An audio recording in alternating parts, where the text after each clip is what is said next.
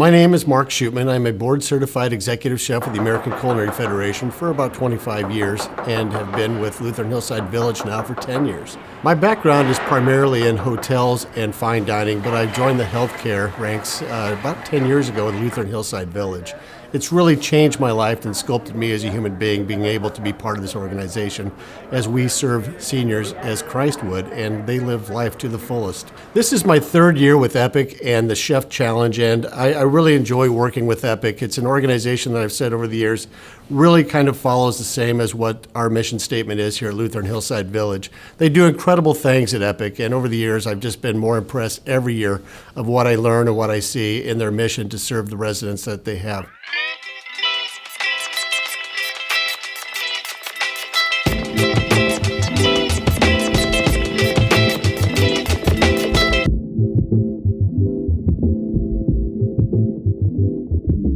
Welcome again to Epic's third year in a row. The third year is going to be the lucky year for somebody this year. We're going to take Luca's book. We've taken a recipe from the book. This recipe features fresh halibut. It's when you look at Italian cuisine, you look at Northern Italy and you look at Southern Italy. So what we're going to do is we're going to take this dish. You're going to look at the recipe and use that kind of as a guideline. So from that recipe, you have all the ingredients to prepare it as it's written. But I prefer that you don't. I think what's important here is to interpret the recipe, put your own special twist on it, show your talents, and put something on that plate that really will wow the judges. I'm Seth Higgins. I'm the executive chef at Hearth Restaurant up in the Peoria Heights. Been open for a little over a year now. Doing local farms first is our philosophy. Get everything we can as local as possible and as fresh as possible, never from a can or frozen. My father, Hugh Higgins, who had competed before, he told me about this competition, and that's how I got involved with it. My cooking style is definitely very down-home, big influence on the South. I love Cajun food. I like to play around a little bit with, some more French-style cuisines or Spanish, but it's largely American style. My name is Aaron Flores. I represent Table 19 at the Peoria Marriott Pier Marquette. I was a Hilton guy for a very, very long time, and I spent 11 years with the Walt Disney Company in California and Florida, and also internationally. A lot of good fun with them, and it's where I cut my teeth. So I was originally going to be a lawyer, but that didn't happen. So I'm very happy that didn't happen, because I don't know if I'd be doing so good sitting down all the time. So have to share a secret. Today was my very first competition, though I've been cooking for 29 years. My cooking style's evolved over the years. Now at our location at Table 19, we're doing farm-to-table cooking. So we are using a lot of our local purveyors, farmers, meat companies, and we're making that stuff as fresh as we can. Hello, my name's Chris Castro. This is my third year competing. I work at Lutheran Hillside Village. It's a retirement community. I'm pretty excited, looking forward to this. I enjoy it every year, getting to compete and participate with Epic on this whole event. So it's always fun. Pretty pumped about it. I'm not sure what my cooking style is in particular. I guess what would be considered fusion, where I like to take what I know and what I grew up with as a child and then infuse that into more traditional cuisine, more French, more Italian-inspired items. My all-time favorite thing to cook, eggs. I love cooking eggs. It sounds off, it sounds odd, but it's like the one thing. Growing up, I hated eggs. And now I find them so delicate, so perfect. You don't have to necessarily do anything to an egg. You just cook it, let it do its own thing, slow and calm, and there's nothing like it.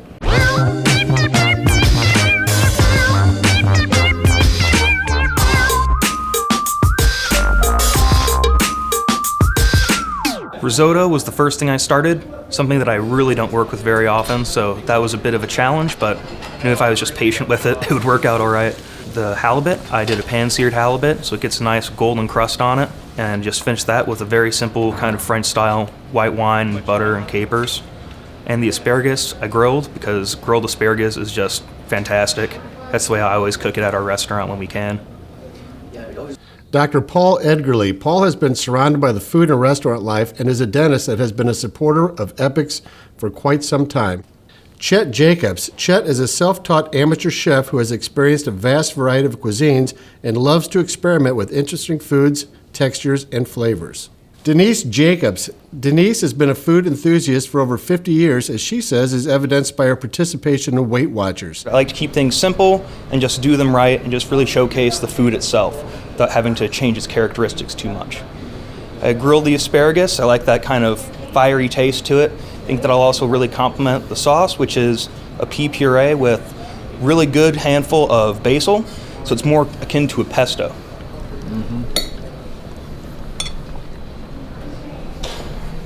You said you just seared the halibut in like white wine butter? Yes. As I say, delicious. It looks beautifully browned, perfect. I always have trouble with whitefish getting either too burned or just too soggy, and it has that great, just flaky texture to it. It's excellent work there. You know, when I did the topping for it, we had some great spinach, and there was some red and yellow cherry tomatoes I thought would give it color. And they also had given us some wonderful artichokes and some Kalamata olives. So the idea of that salty, little sweet, kind of colorful aspect on that halibut kind of helped hide the fact that the risotto was a little light. But, you know, risotto to me, you know, like I said, I like to make my risotto more consistent with, you know, grits. It's a little more down home, a little more, how can I say, I'm looking for the words, a little more down to earth, you know. So this item is my take on a northern Italian dish. It is butter poached halibut with asparagus and mushroom risotto. And I think when you start a risotto, usually you add butter and saute it. I go the other way with a little veggie stock because it gives it a little more softer feel. Then the risotto begins to take on the consistency and look of grits.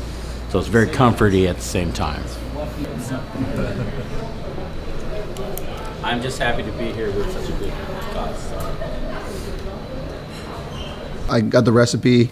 I looked it over, and I kind of, like I said, I infused a little bit of what I like into what it already called for. The puree looked and sounded really good, but like I said, I love spice, so I went ahead and added a little bit more of spice in there. I added cayenne and a little bit of honey to offset that. So I mean, it gave it a little bit of a different depth that maybe it didn't have there before. And yeah, I just did what I enjoy doing and playing with food. The one thing that my mom told me never to do. I love the taste of like that crunchy cheese. Whenever I get it on like chicken parmesan, anything like that, it's one of my favorite things. So I figured it'd be a nice treat on top of that. I was saying, how do you do the asparagus? Asparagus, great texture to it. Well, for the risotto, I went ahead and sauteed it, then I blanched it real quick in an ice bath to get it at the right texture before I cooked the risotto, otherwise it would overcook. And then the last risotto, I just sauteed real quick at the very end to make sure that it stayed crispy, nice al dente to it. Tonight's third place is Chef Seth from Hearth. Round of applause. Thanks, everyone. Second place goes to Chef Aaron from Hotel Pere Marquette Marriott. And first place to Chris Castro, Lutheran Hillside Village. Thank you, gentlemen, very much. All right, Chef.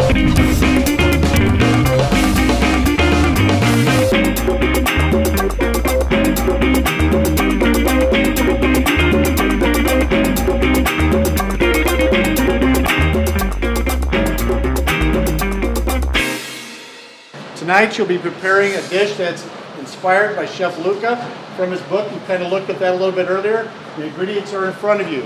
You'll prepare your dish inspired from that recipe. The only two ingredients that really need to be in that recipe when it is finished is the rack of lamb and the potatoes. Anything else you want to use, you can use or not use. My name is Brian Kirkham. I currently work at Catering Peoria out of Coyote Creek.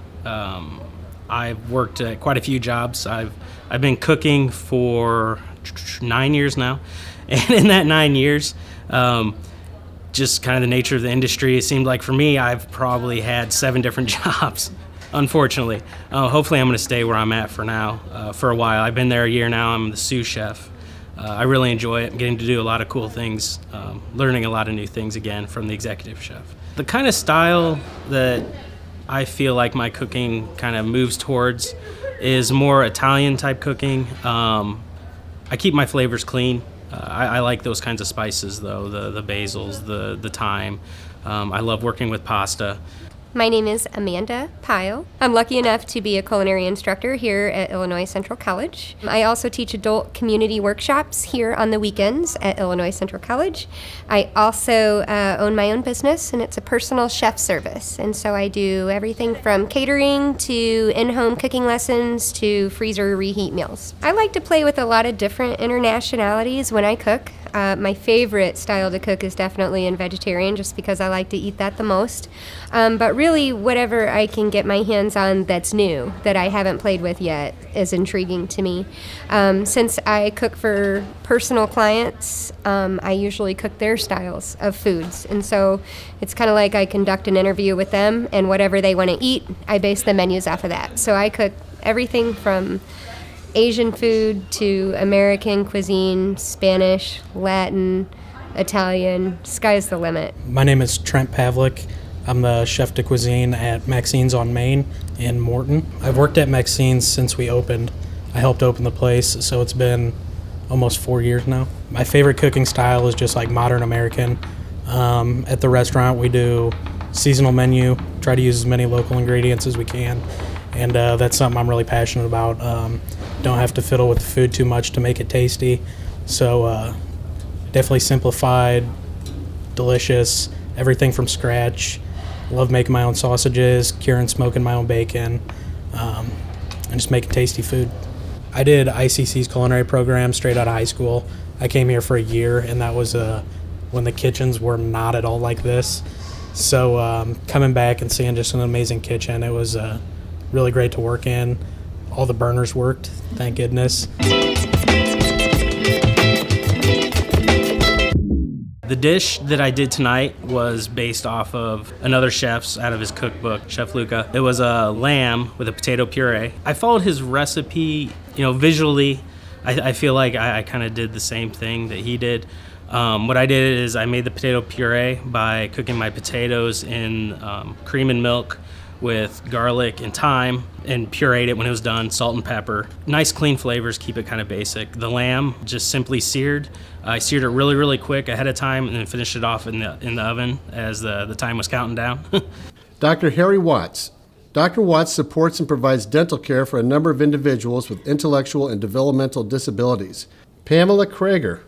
Pamela is the Director of Human Resources at Peoria Productions and a self-taught amateur chef who loves to entertain her guests when they come to visit her home. Kim Cornwell. Kim is the current CEO of Epic, who has supported individuals with intellectual, developmental, and physical disabilities at Epic for 26 years. All right, so I did a seared lamb chop, just simply salt and pepper with the potato puree that has garlic and thyme cooked into it with the cream and the milk. Alongside is a spinach, kale, and roasted red pepper salad.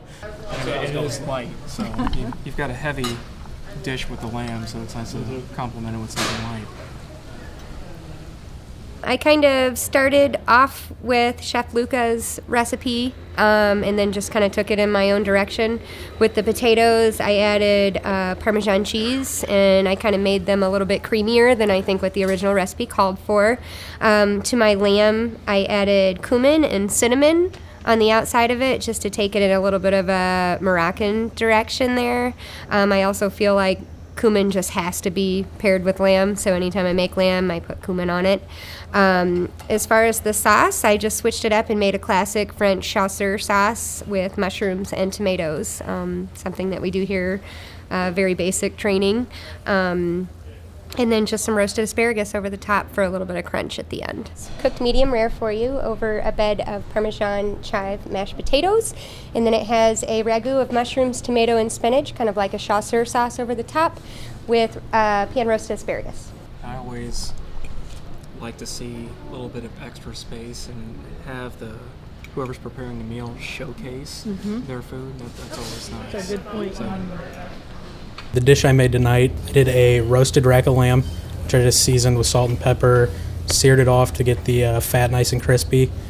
And then I did a lamb fat mashed potatoes. I just took the extra fat from roasting the lamb, added it to the potatoes with a little milk. Then I also did sauteed spinach with garlic and lemon juice. Then I had a sauce that was made of lamb fat, red wine, beef stock, thyme, rosemary, mushrooms, finished that with butter and Dijon. And then to finish the dish, I did a Parmesan crisp.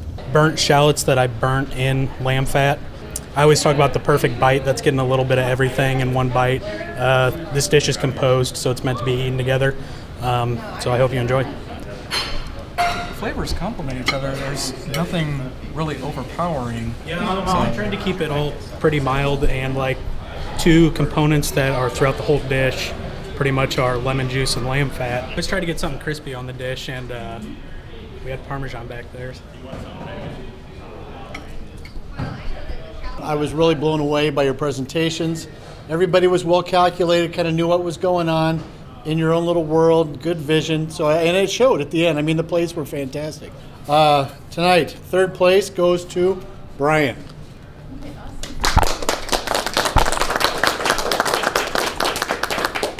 Second place goes to Amanda Pyle. First place goes to Trent. Thank you. Good job, buddy. Thanks. Good job to all of you. Thank you.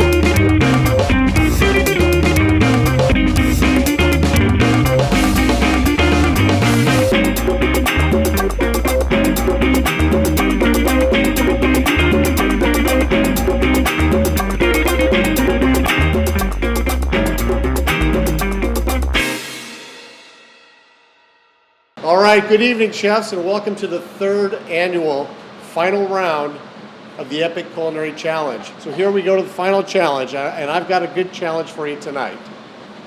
As we did last time, in the last two challenges, actually, we have worked from this book. That holds true in this round as well. Tonight, we've chosen dessert, a caprese panna cotta. I have supplied for you everything you need to complete this recipe as it stands within the book. And we have one twist. It also has to come from a piece of jewelry designed especially for this event by Bremer Jewelry. It's 18 karat green gold and palladium. The way you fire it, the way the metal reacts, it turns a little different hue, like the patina of it. So there's a little blue, a little purple, a little green, all encompassed in this one piece. It's very organic, very rich. It's also set with emeralds and peridots, which are green stones. So to kind of give you an idea, and then it has 14 karat yellow gold around it. So the dish I made tonight, that was inspired after the Bremer Jewelry piece for Epic. Looked like almost a bluish, like jewel, some other colors in it. We had to make a panna cotta, so I made a blueberry panna cotta with a kiwi meringue, kiwi gastrique, vanilla gelato, and basil macerated strawberries. The inspiration that the piece had on my dish was more plating. I've never made panna cotta. I've heard of it because of Top Chef, but just by the skin on my teeth, I got it to set and I got it on the plate. The art piece, that's kind of what I based a lot of it on. I just saw the colors that it had, a lot of depth, a lot of color variance, and I chased that as much as I could with berries. I started reducing blueberries in sugar to try to get that dark blue in there. And I recently learned how to make hard sugar, so I figured, why not use it? Patricia Mushevic. Patricia, expert jewelry consultant at Bremer Jewelry, baking and cooking has always been something she truly enjoys and is one way she shows love towards her family, friends, and Bremer Jewelry guests alike. AJ Boer. AJ is an expert goldsmith at Bremer Jewelry. For AJ, cooking is like making music. Kendra Allen, a host family provider for Epic, Kendra has tasted foods from around the world and enjoys cooking for her family and loves trying out new recipes.